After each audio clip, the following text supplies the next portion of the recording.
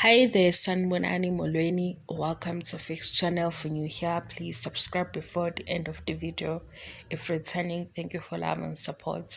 I appreciate you.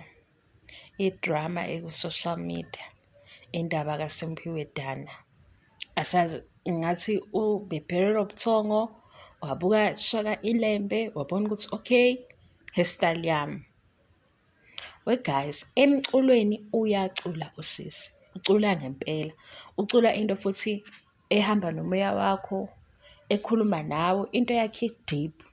Into engize ngiyicabange mhlampe khona lapha kwi-show bese ngaba khona isikhala sokufaka ingoma yakhe ethile. Asidluleke lapho. Ngikubalelani komculo ilaba sebediscredita umculo kaSimphiwe Dana. Ithi awukazi umlaleli ecula. Sengifisa ukwazi-ke indaba ye-hairstyle. Siyavota la. Bangaki ababuke leya show babona i-hairstyle base bethi oh Simphiwe Dana. Ngoba manje sifuna ukubona ukuthi kuze kube eyakhe mhlampe baningi yini ababuke le show iShaka Ilembe bakhumbula yena mabebona i-hairstyle. Cha, ngabe nginamanga-ke mina ukuthi ngicabanga uSimphiwe Dana. Angazi. Futhi angisho ngoba nakhe ekhulumile manje. Into ebengeke ngiyibone yabo uma ngibona amanye ama-parts ale yashow mase kuvela kulezi ndawo ezingathi emahlathini, ngibone-ke ama-females lento abayenzile ekhanda, bengikhumbula Nigerian movies.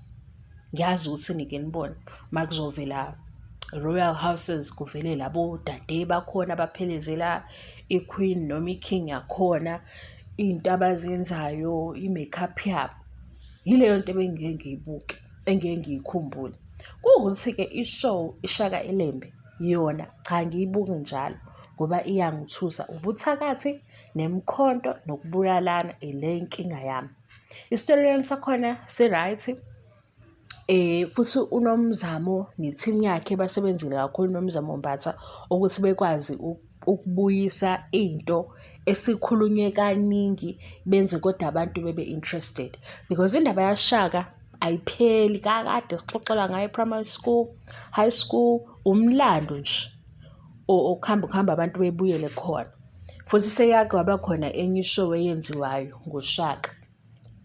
So mase kuphinde kwenzeka futhi sokuba khona ukuthi nayi-ke i-TV show iyenziwa futhi kubuyiswa isitori sikaShaka kodwa ngendlela ehlukile, ngendlela mhlampe abazokwenza ama-changes ngayo kodwa abantu bebe nomudla wokubuka noma sebenalo ulwazi abanayo nemilando abaxoxelwe lona. Kukhulu lokho ngoba phela manje indaba le isiphindaphindwe kaningi kuya ngokuthi usuke uxoxelwe uba ngaleso sikhathi, but bekwazi ukuyenza ibe i-TV show enkulu kangaka.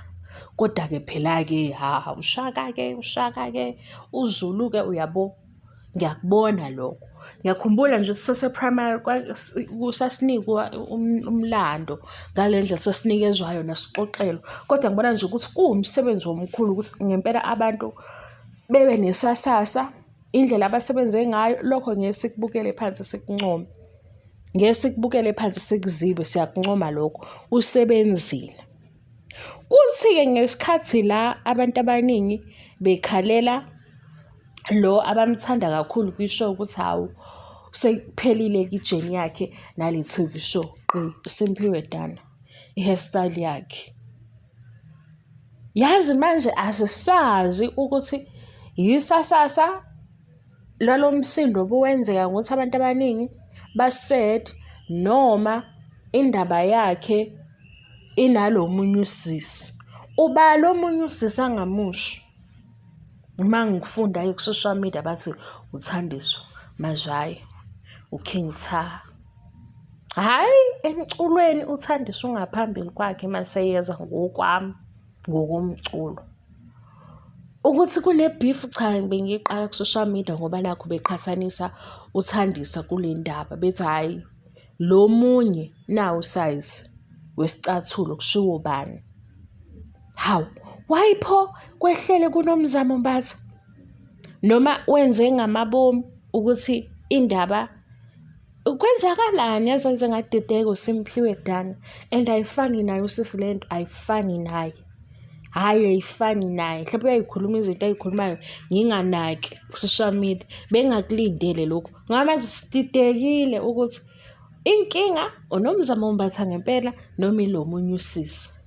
Le ndaba lena ingaye ngempela nale hairstyle yakhe noma kukhona akuphekayo hlampe i-album oyini asazi. Yazi bashiya si-confused. Ngicela nisho guys, uma bekhona abebebuka i-show bekhumbula ukuthi oh Simphiwe Dana, sibone ukuthi ngempela lokhu kungahlonishwa. Lento eyenziwa yiShaka Ilembe yokuthi bevele bethule bebebazi ukuthi bakopele kuphi, balenzelani iphutha elingaka. Ngoba nje uthi uSimphiwe Dana shuthi bebembuka bembukisise, bathatha i-hairstyle yakhe laphaya kwi-show. Beyingekho le hairstyle ku-season 1 ngoba phela le show isibuye kwesibili. Noma udinwe nje ukuthi sebebaningi kakhulu sebelakhu bekhala bekhuluma Shaka Ilembe. Ngiyamzonda ubani wase ethi uyolunguza-ke kule show wabona i-hairstyle yakhe. Beyikhona phela le hairstyle ku-season 1. Futhi noNomzamo kakade eyenza into enje ekhanda. Akaqali la ngoba esenza i-show. Kade mangibheka iy'thombe zakhe kade naye efaka amasondo. Ngiyoze ngichaze kabi-ke kube wrong, kodwa ngicela sivoteni la besho abathi ngempela masibuka leya show sithe sibona i-hairstyle sathi nayi into yaSimphiwe Dana ukuze ehambe yobongwa. Umculo wakhe-ke ushaya khona. Seningakuhleka nje lokhu okwale post, nihleke nale drama ayenze manje, kodwa umculo wakhe awuniki ithuba, uyacula. Yena ucula ngendlela angazi kanjani kodwa ekhuluma nomphefumulo wakho. Hhayi eSouth Africa guys asiphumule ubabaza. uJuly wona umoshekile lo July. Thina-ke sibhedeya ngoJuly senze njani?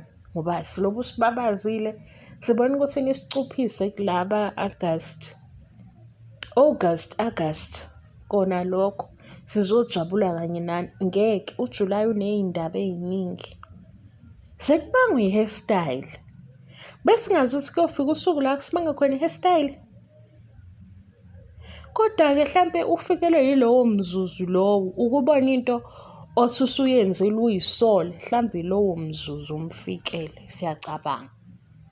Nani-ke kanokudelela abantu iy'thombe abay'fakayo manje sebeveza iy'thombe zakudala ngoba bazi ukuthi sebeyadelela. Ninjalo phela nina. Bye.